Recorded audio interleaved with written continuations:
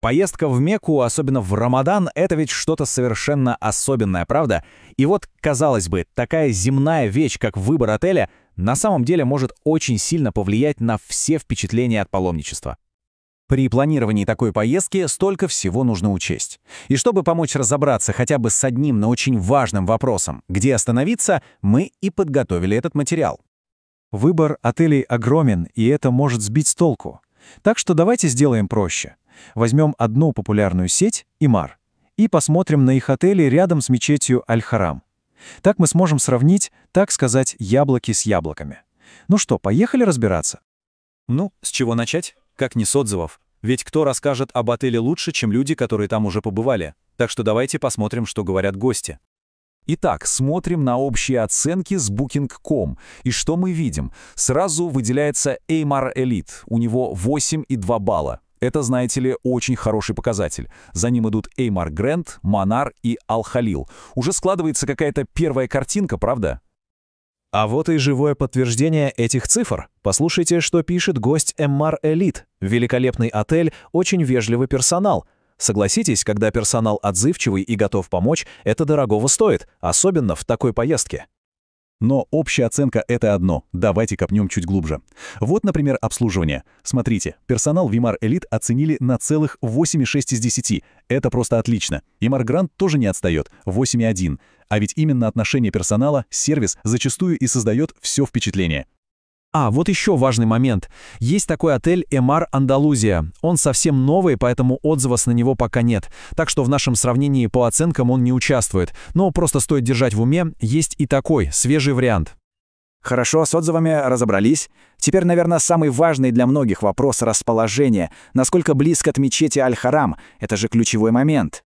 И вот тут-то начинается самое интересное. Посмотрите, отель с самым скромным общим рейтингом, Emaar Аль-Халил, вдруг вырывается в лидеры по расположению с оценкой 8,4.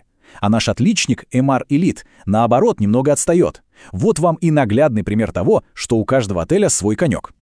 И чтобы понять, что эти баллы значат на практике, вот отзыв про Emaar Аль-Манар. 10 минут прямой ходьбы. Это же не просто цифра, это реальное удобство. Особенно если паломничество совершается с детьми или пожилыми родственниками, это просто бесценно.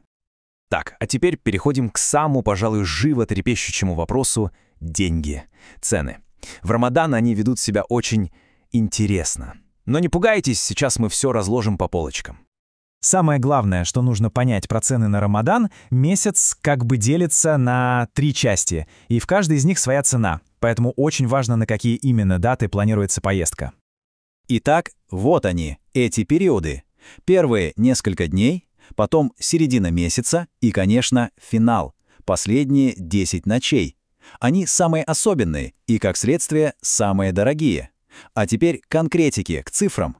Смотрим на стандартный двухместный номер. Вот, середина Рамадана. Отель Emaar Elite, 375 саудовских реалов за ночь. Вполне себе цена.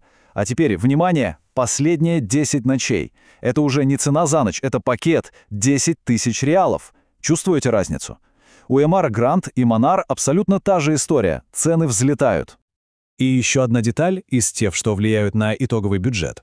Если захочется дополнительно взять ифтар или сухур, скажем, в Emaar Manar, это будет стоить 75 реалов. Такие, казалось бы, мелочи лучше держать в голове при планировании расходов. А если кто-то едет на весь месяц, то есть специальные пакеты. Например, полный месяц в Emaar Elite стоит 11 тысяч реалов. Но тут есть один важный нюанс. Иногда к стоимости номера добавляется обязательный сбор за питание, процентов 25. Это нужно обязательно уточнять при бронировании. Что ж, мы посмотрели на отзывы, на расположение и, конечно, на цены. Теперь давайте попробуем собрать всю эту мозаику в единую картину, чтобы стало понятнее, какой отель кому больше подойдет. Вот эта табличка, по сути, шпаргалка для выбора. Смотрите, если в приоритете первоклассный сервис и комфорт, то, скорее всего, выбор пойдет на Emaar Elite. Если же каждый метр до мечети на счету, то стоит внимательно посмотреть на Emaar Аль-Халиль.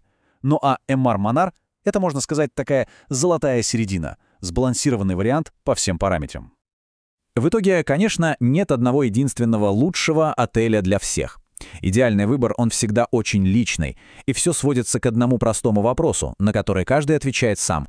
Что важнее всего в этом духовном путешествии? Ограниченный бюджет, идеальный сервис или все-таки драгоценные минуты, сэкономленные на пути к святыне?